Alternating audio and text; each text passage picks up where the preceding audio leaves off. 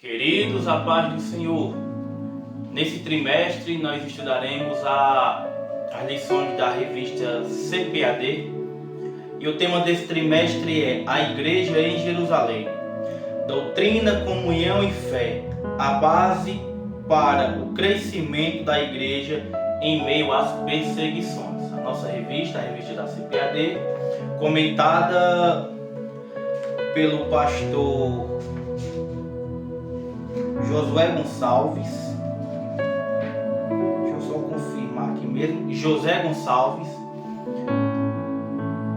As 13 lições que serão abordadas nesses trimestres são a igreja que nasceu no Pentecostes, a igreja de Jerusalém, um modelo a ser seguido, uma igreja fiel à pregação do Evangelho, uma igreja cheia do Espírito Santo, uma igreja cheia de amor, uma igreja não conivente com a mentira, uma igreja que não teme a perseguição, uma igreja que enfrenta os seus problemas, uma igreja que se arrisca, a expansão da igreja, uma igreja hebreia na casa de um estrangeiro, o caráter missionário da igreja de Jerusalém, a Assembleia de Jerusalém. A nossa primeira lição, a lição número 1, é a igreja que nasceu no Pentecostes. A nossa palavra-chave é Pentecostes. Neste trimestre, estudaremos a Igreja de Jerusalém conforme apresentada em Atos dos Apóstolos. Dentre muitos tópicos, veremos como essa igreja se formou, viveu e expandiu o Evangelho para fora da Judéia.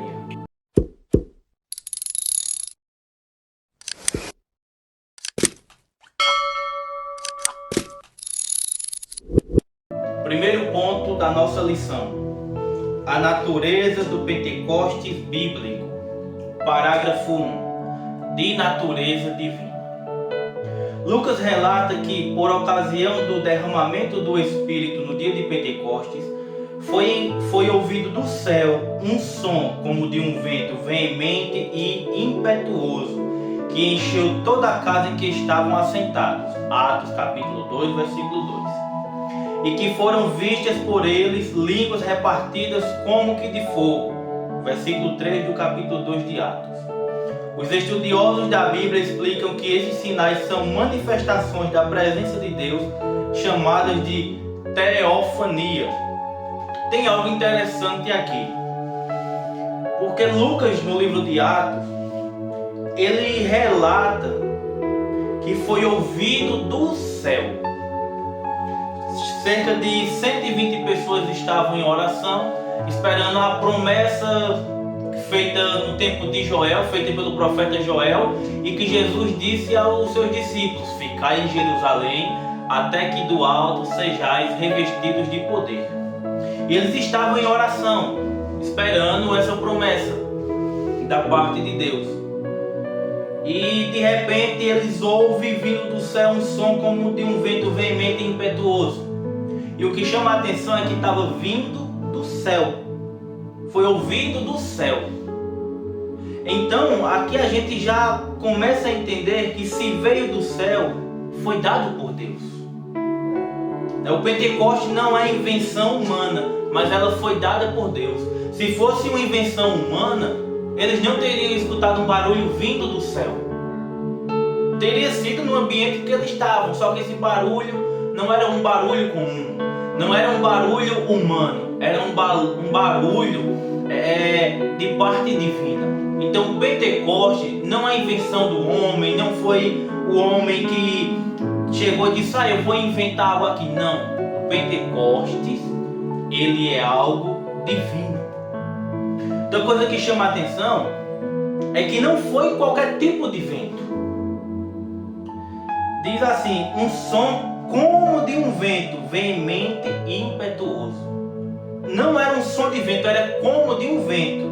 E é interessante porque veemente é algo forte e impetuoso é algo que se move com rapidez e violência. No caso, eles escutando um som como de um vento veemente e impetuoso, ele estava escutando algum rugido semelhante a um forte vendaval. Não foi um vento qualquer. Eles ouviram algo que era forte, que era como se estivesse acontecendo uma tempestade naquele momento, um grande vendaval. Era algo semelhante àquilo, vindo da parte de Deus, vindo da parte divina. E o nosso pastor, o pastor José Gonçalves, ele diz assim: os estudiosos da Bíblia explicam que esses sinais são manifestações da presença de Deus, chamadas de teofania. Teofania nós sabemos que é Deus escondido. No Antigo Testamento a gente vê Deus se revelando como um anjo, o anjo do Senhor. Nós vemos Deus se revelando como príncipe dos exércitos do Senhor. Isso é uma forma teofânica de Deus se manifestar. E no dia de Pentecostes, Deus estava se manifestando. Ali era uma teofania, era a manifestação de Deus. Inclusive aqui no parágrafo 2, que diz assim: um evento paralelo ao Sinai, o pastor José Gonçalves ele vai comparar o dia de Pentecostes com os acontecimentos do Monte Sinai. É um paralelo entre os dois. Ele coloca assim: Pentecostes, portanto, é a experiência do Espírito Santo. Lá no Sinai, a letra da lei foi escrita em tábuas de pedra. Deuteronômio capítulo 9, versículo 10 e 11. Aqui no Pentecostes, a palavra de Deus foi escrita nos corações.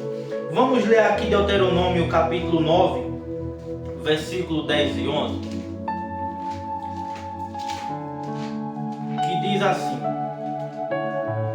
Deuteronômio capítulo 9, versículo 10 e 11. E o Senhor me deu as 2 tábuas de pedra, escritas com o dedo de Deus, e nelas tinha escrito conforme todas aquelas palavras que o Senhor tinha falado convosco no monte, do meio do fogo, no dia da congregação. Sucedeu, pois, que ao fim dos 40 dias e 40 noites, o Senhor me deu as 2 tábuas de pedra, as tábuas do concerto. Aqui, Deus escreveu a lei na tábua de pedra. Só que no Pentecostes a palavra de Deus foi escrita nos corações. Jeremias 31, capítulo 31, versículo 33 diz assim: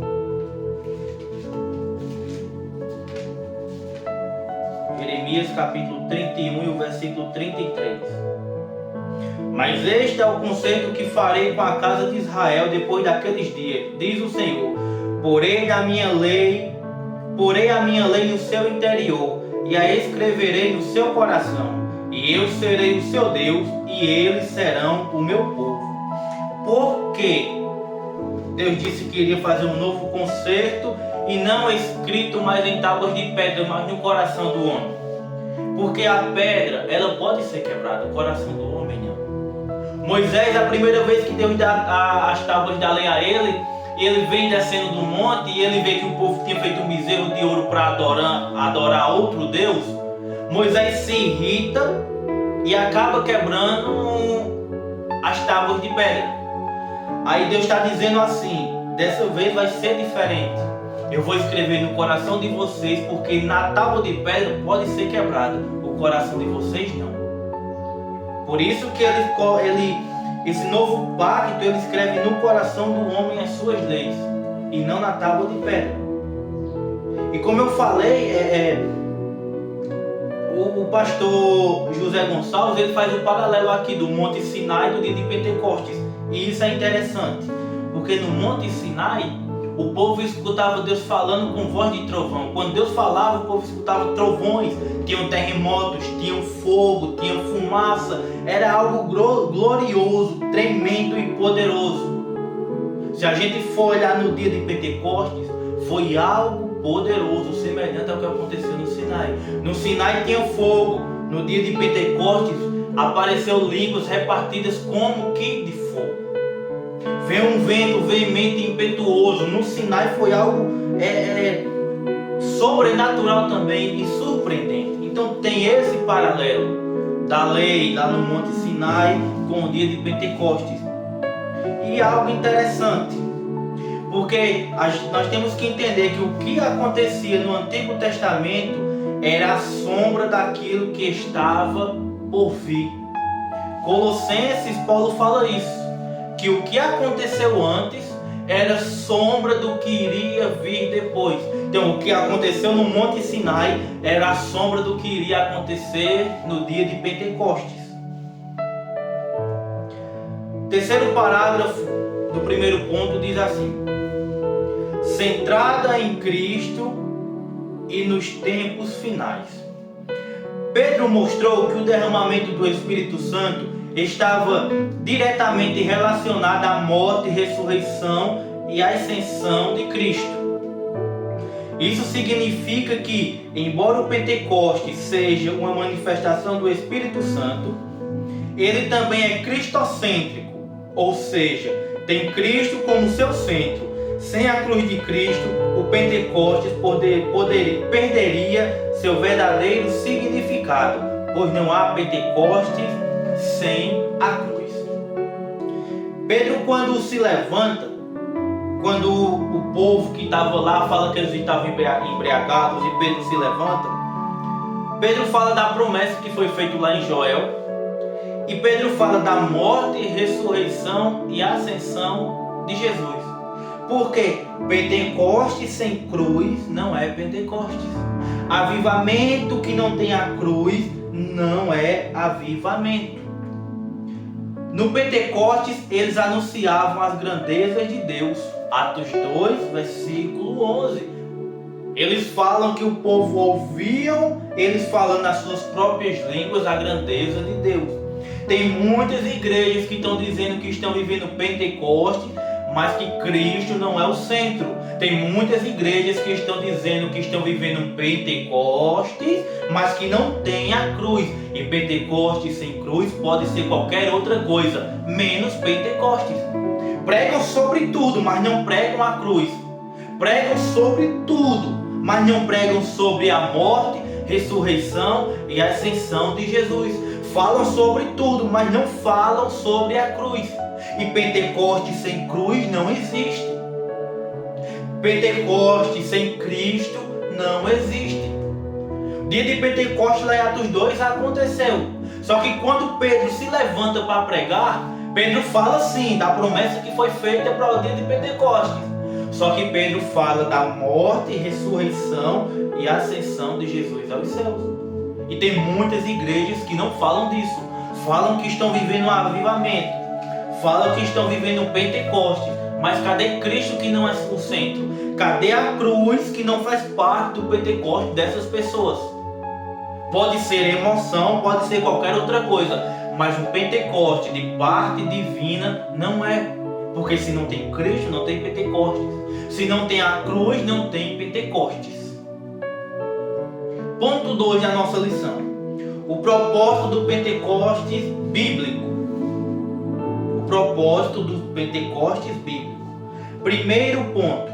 Promover a verdadeira adoração. Um dos propósitos marcantes do Pentecostes em Jerusalém foi promover a verdadeira adoração. Atos capítulo 2, versículo 11 diz assim: temos ouvido em nossas próprias línguas falar das grandezas de Deus. Logo, o Pentecostes que não adora não é bíblico. Eu anotei aqui o seguinte: tudo na vida do crente e tudo na vida da igreja visa a adoração. Pentecoste que não leva o povo a adorar a Deus não é Pentecoste. E tudo na nossa vida, tudo na vida do crente, tudo na vida da igreja tem que visar a adoração. Isso é tão sério que eu costumo citar muito esse versículo. 1 Coríntios capítulo 10, versículo 31. Quer comais, quer bebais, quer façais qualquer outra coisa, fazei tudo para a glória de Deus. Ou seja, tudo é para a glória de Deus. A forma como eu me comporto é para glorificar a Deus, ou seja, para adorar a Deus. A forma como eu me visto, a forma como eu como, a forma como eu bebo um suco, uma água, seja o que for, é para adorar a Deus. Nós não podemos fazer as coisas só por fazer. Nós não podemos fazer a coisa porque o pastor mandou, o obreiro mandou, um presbítero mandou, seja lá quem mandou. Nós devemos fazer as coisas para adorarmos a Deus. Pentecoste é isso, é levar o crente a adorar a Deus. Então, se eu faço as coisas por obrigação, mas não faço como forma de adorar a Deus, não tem Pentecoste, não tem avivamento. Eu estou fazendo só por fazer. Porque o Pentecoste que não adora não é bíblico. Parágrafo 2 da nossa lição. Poder para testemunhar. Essa realidade dos últimos tempos não significa que a igreja deve ter uma visão escapista, ou seja, desejar fugir do mundo a qualquer custo. O Pentecoste não foi dado para que os crentes se isolassem, mas para que fossem capacitados a testemunhar e viver no mundo até a volta de Cristo. Isso é interessante. Eu tenho uma visão muito séria sobre isso. Porque Jesus disse assim: ficai em Jerusalém até que do alto sejais revestidos de poder. Quando ele falou lá em Lucas, Atos capítulo 1, versículo 8, Jesus disse que eles seriam revestidos de poder para ser testemunha. Judeia, Samaria, até os confins da terra. Então, o Pentecostes, o batismo com o Espírito Santo, ele é um revestimento de poder para que o crente seja capacitado para ser testemunha de Cristo. Jesus só liberou os apóstolos para serem testemunha deles depois que eles foram cheios do Espírito Santo, foram cheios de poder, receberam o batismo com o Espírito Santo. Qual é a minha visão em relação a isso? Estou falando minha visão. Para mim, a pessoa só pode sair para evangelizar, para pregar, para fazer as coisas depois que ela receber o revestimento de poder. Porque como é que acontece? O camarada se converte hoje, não é discipulado, ainda não tem o caráter de um discípulo, vem 2, 3 cultos, já vai para a portaria e vive uma vida de todo jeito. Se converteu hoje, daqui 2, 3 cultos já está na portaria. E não é assim. Jesus só liberou os seus discípulos para testemunhar depois que eles fossem revestidos de poder. Porque o revestimento de poder, ou seja, o batismo com o Espírito Santo, ele me reveste de poder para que eu venha testemunhar de Cristo. O que é revestir? É uma segunda veste. Você está vestido com sua camisa, seu vestido, enfim, dependendo do que você esteja vestido. Se tiver um tempo frio, você coloca um casaco, ou seja, você está vestido, você se reveste para se proteger do frio. O batismo com o Espírito Santo é isso, é um revestimento. Eu já estou vestido com as minhas roupas brancas, eu estou falando no sentido espiritual, e eu venho o batismo com o Espírito Santo me revestindo de poder para eu ser testemunha de Cristo. Para mim, quem não foi batizado com o Espírito Santo ainda, não pode sair para fazer missões. Não pode sair para evangelizar. Não pode sair para estar fazendo a obra. É um pensamento meu. É igual eu falei, vou repetir. Jesus só liberou os seus discípulos depois que eles foram revestidos de poder. E Jesus disse: vocês vão receber poder para serem minhas testemunhas. Ser testemunha vem depois de ele ser revestido de poder. Então não pode ser de qualquer jeito. Camarada chega na igreja agora, levando uma vida toda errada e até evangelismo vai para o evangelismo, não sabe nem o que está fazendo. Tem muitos que não sabem nem porque se converteu ainda. Entra na igreja, não são discipulados, não são ensinados, só vai botar para fazer as coisas porque eles estão frequentes no culto e acabou. Não foram revestidos de poder e por isso não aguentam o peso espiritual para poder fazer a obra de Deus. e acabam se desviando, acabam caindo, acabam pecando. E a culpa é de quem? De quem colocou essas pessoas para fazer, porque não ensinou, porque não preparou eles e não ajudou eles a buscar o revestimento de poder.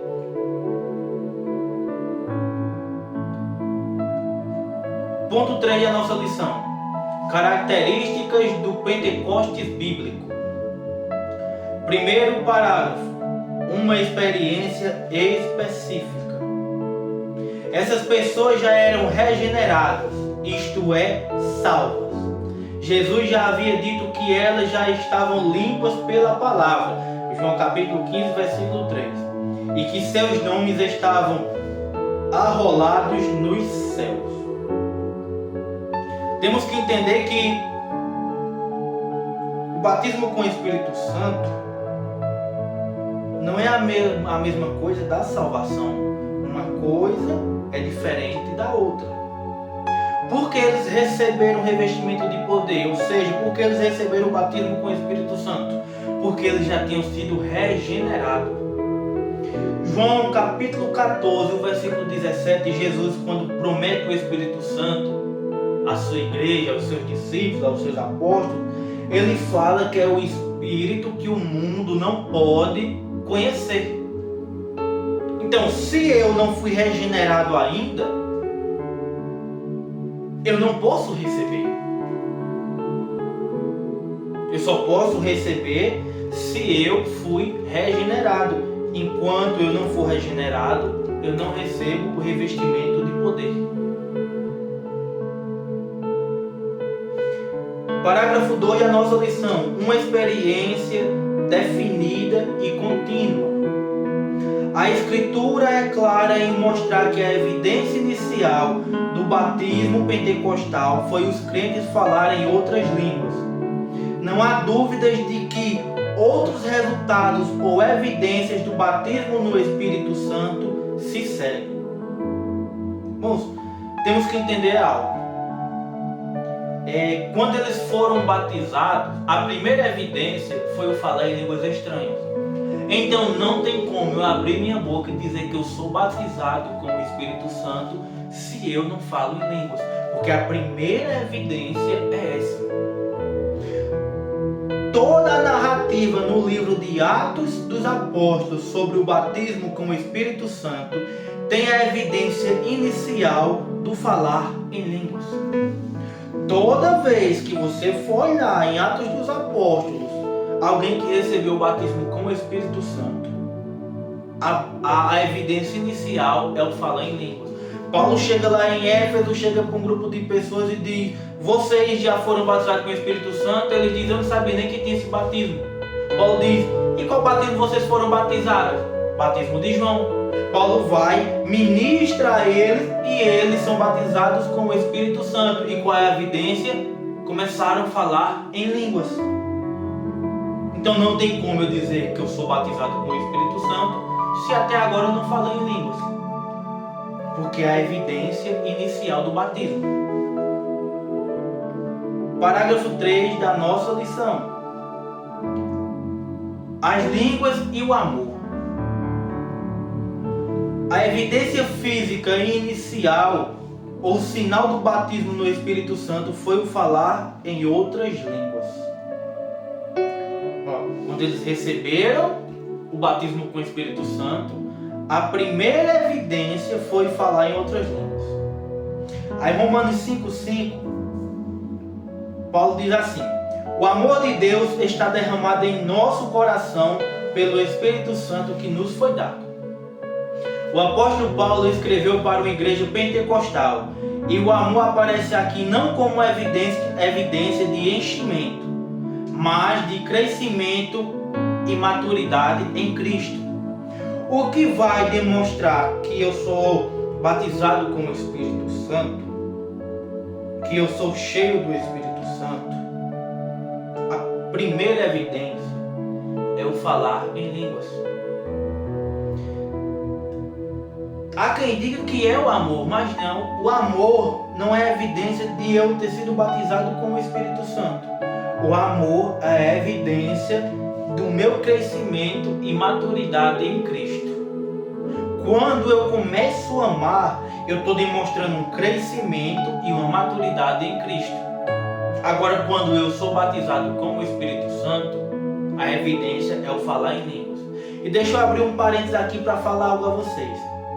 É muito criticado, nós pentecostais somos muito criticados por causa do movimento que acontece, que a gente costuma fazer nos cultos.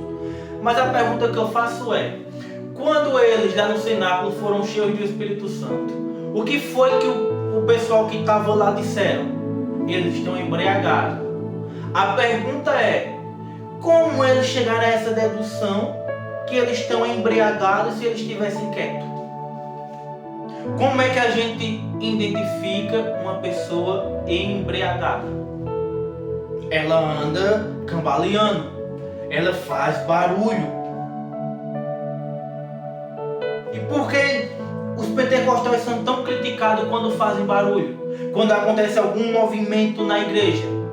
Se a gente olhar para Atos 2 e parar para pensar como eles chegaram, como eles deduziram que os que receberam o Espírito Santo, o batismo com o Espírito Santo, estavam embriagados, é porque eles estavam fazendo coisas que demonstrassem isso. Eles estavam fazendo barulho, eles estavam andando cambaleando.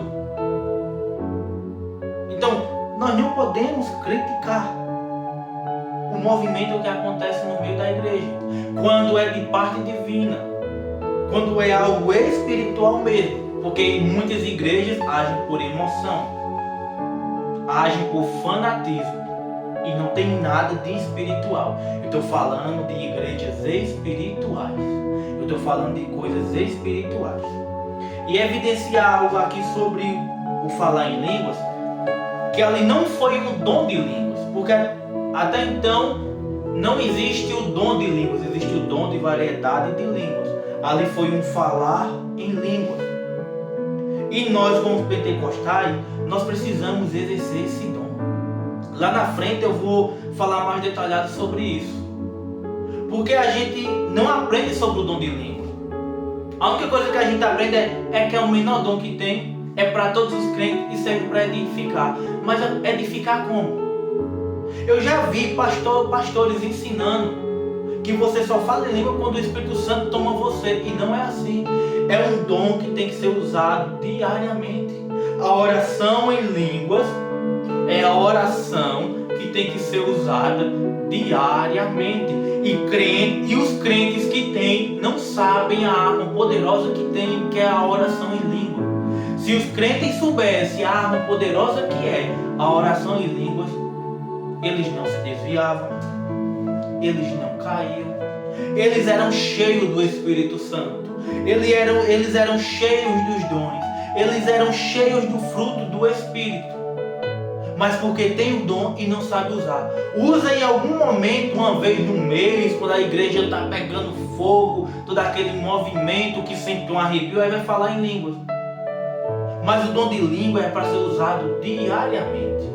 Lá na frente, aí vai falar um pouco sobre os dons e eu vou detalhar um pouco sobre essa questão do falar em línguas, para a gente entender a importância que é a oração em línguas na nossa vida diária.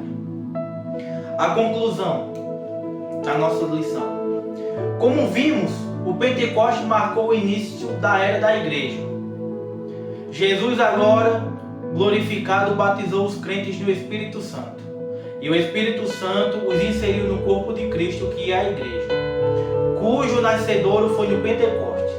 Esse evento é essencial porque mostrou que Deus deseja uma igreja capacitada para cumprir sua missão, que é pregar o Evangelho ao mundo, tanto por palavras quanto por ações. No entanto, essa missão só pode ser realizada com êxito pelo poder do Espírito Santo. Deus abençoe cada um de vocês e nos veremos na lição número 2.